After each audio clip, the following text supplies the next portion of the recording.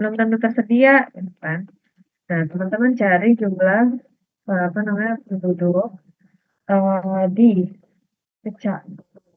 di kelurahan gitu ya, atau kecamatan lain.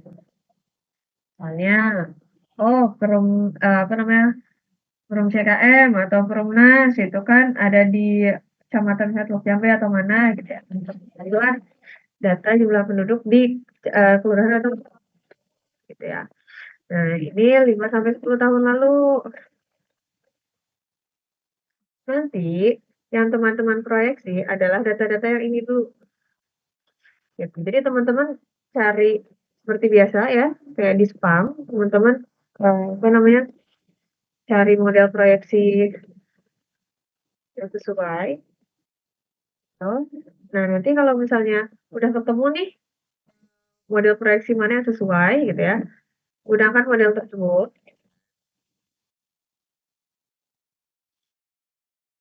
untuk proyeksi jumlah penduduk existing. Jadi misalnya teman-teman tahu ya di sini misalnya jumlah penduduknya misalnya 2.500 gitu ya, orang. Nah, dari model yang teman-teman dapetin di sini gitu ya, dari yang teman-teman dapetin di sini, waktu ya, ini bisa highlight ya. Jadi model yang teman-teman eh, dapatkan di sini gitu, proyeksikan gitu ya, kan dapat informasi ya dari apa namanya dari sini gitu. Proyeksikan untuk jumlah penduduk existing sampai ke apa namanya hingga akhir apa namanya eh, periode. Jadi terserah teman-teman mau periode pencariannya berapa, mau ya 10 tahun, tahun, 20 tahun, gitu. Boleh ya data. Ini apa namanya? Sorry ini proyeksi ya. Terus selain proyeksi penduduk gitu kan, apalagi yang diperlukan gitu kan. Teman-teman, data-data yang diperlukan itu biasanya tadi ada jumlah penduduk ya, selain jumlah penduduk, kondisi sanitasi existing. Sanitasi existing. Misalnya, teman-teman udah nge-survei ya, sudah mensurvei 3 blok gitu ya, itu minimal dari saya gitu ya. Terus apa namanya diamati gitu ya, berapa blok yang apa namanya memiliki septic tank, ya. Berapa blok misalnya yang sudah dilayani oleh sistem terpusat atau semi terpusat, misalnya berapa blok yang tidak punya septic tank, tidak dilayani sistem terpusat, semi terpusat, bukan blok sih sorry ya, berapa berapa perumahan lah ya, berapa berapa rumah kira-kira berapa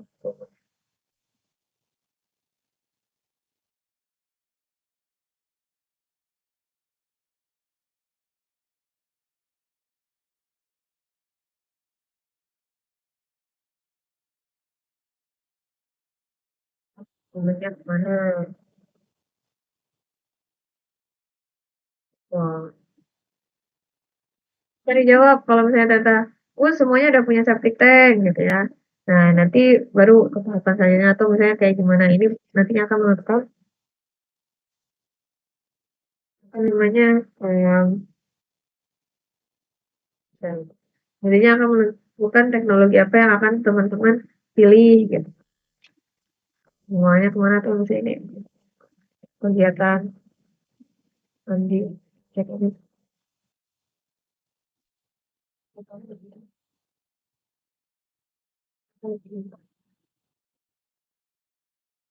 Terus Mmm, kalau misalnya mereka udah jika sudah dilayani sistem terpusat, udah, apa namanya, eee, di mana letak ipalnya, ini tuh bingung deh, ipal atau aspalnya. Nah, kalau misalnya pakai septic tank, berapa kali setahun, setahun, atau sorry, berapa tahun sekali, sorry, berapa tahun sekali dilakukan pengecekan, terus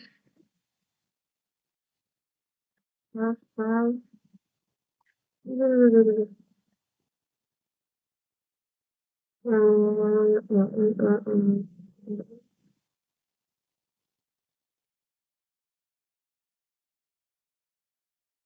goyang.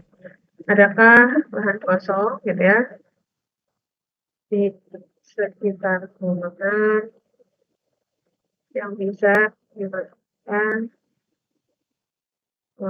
untuk proses pembangunan. Nah,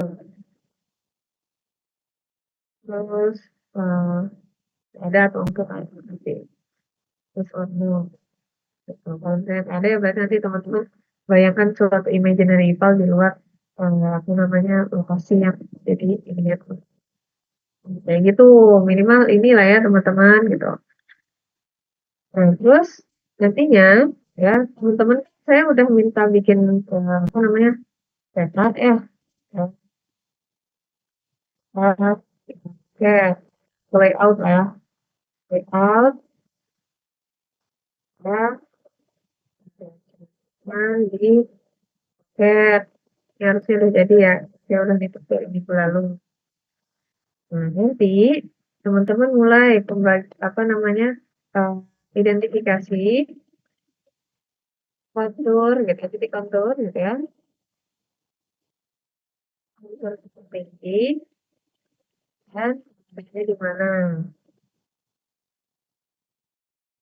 Ini untuk pengaliran secara gravitasi.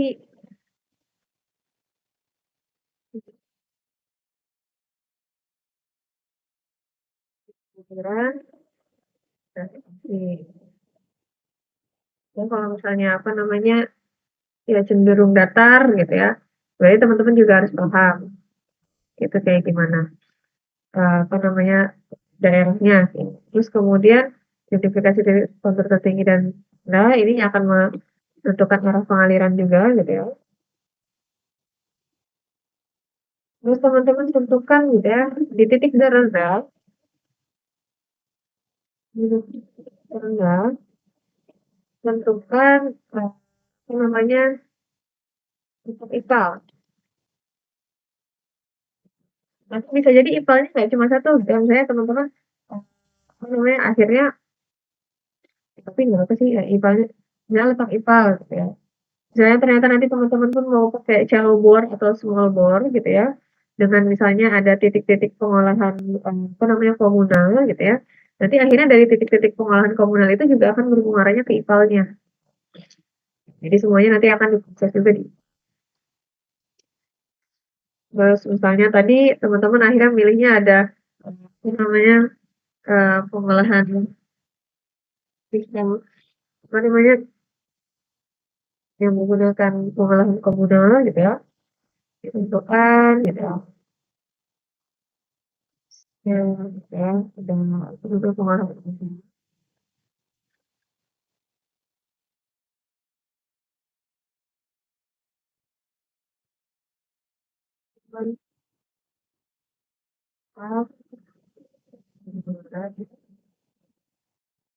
Ini namanya pengolahan komunal, ini berarti nanti tentukan apa namanya ya lahan-lahan gitu ya, lahan si lahan potensial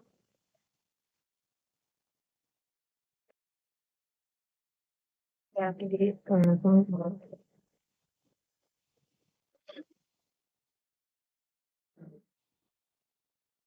Terus teman-teman, apa namanya, ya bagilah ya, bagi daerah perencanaannya.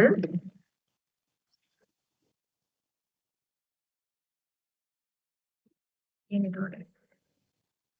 Teman-teman silakan bagi daerah eh,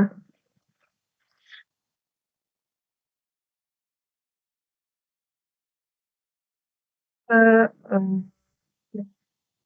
3 sampai 4, 3 sampai 5 apa namanya? Sub, ya 3 sampai 5 blok ya, gitu. Jadi kalau misalnya mau pakai blok yang sekarang silakan, tapi kalau misalnya konturnya nggak cocok ya jangan jangan pakai blok yang sekarang gitu ya untuk apa namanya daerah pelayanannya. Jadi teman-teman boleh breakdown sendiri gitu ya, kayak gitu. Jadi tentukannya gimana ya berdasarkan kontur lagi.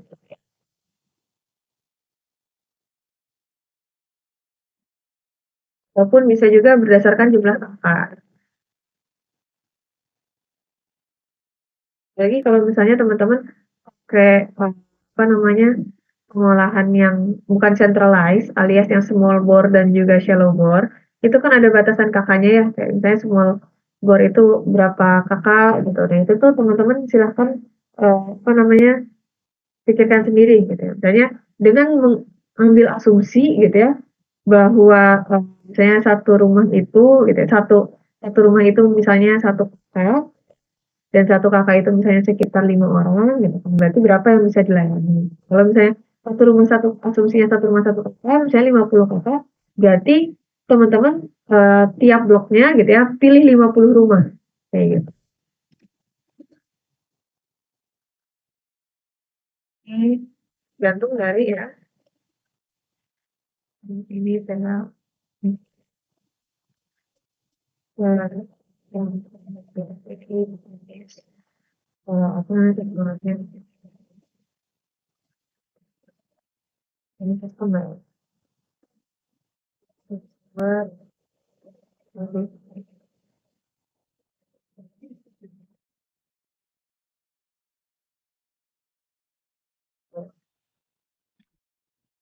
kemudian gitu ya kalau teman-teman udah gitu kan lokasi udah terus misalnya tempat apa nih potensial udah barulah teman-teman tentukan jalur pengaliran gitu ya untuk pipa utama itu. Jadi ini dulu ya yang dikerjain hari ini gitu ya. Jadi teman-teman silahkan kerjakan semuanya.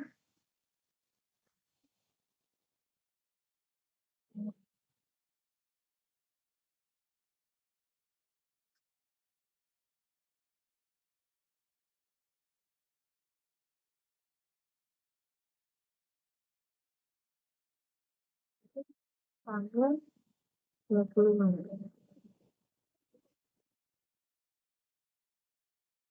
Nah, ini teman-teman sampai sini dulu gitu ya.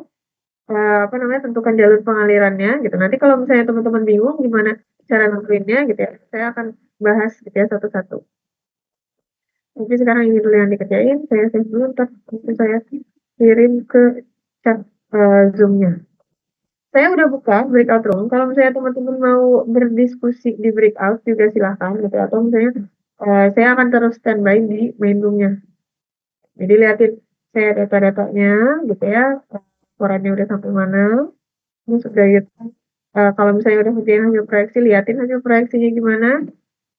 Dan juga survei dan juga kita AutoCAD. Kalau misalnya ini udah apa namanya udah ada satu atau dua kelompok yang beres, karena ini online ya susah teman-teman saya ngeiniin gitu ya. Saya akan lanjut lagi gitu ya dan ngasih guideline gimana teman-teman menentukan apa namanya penamaan si segmennya.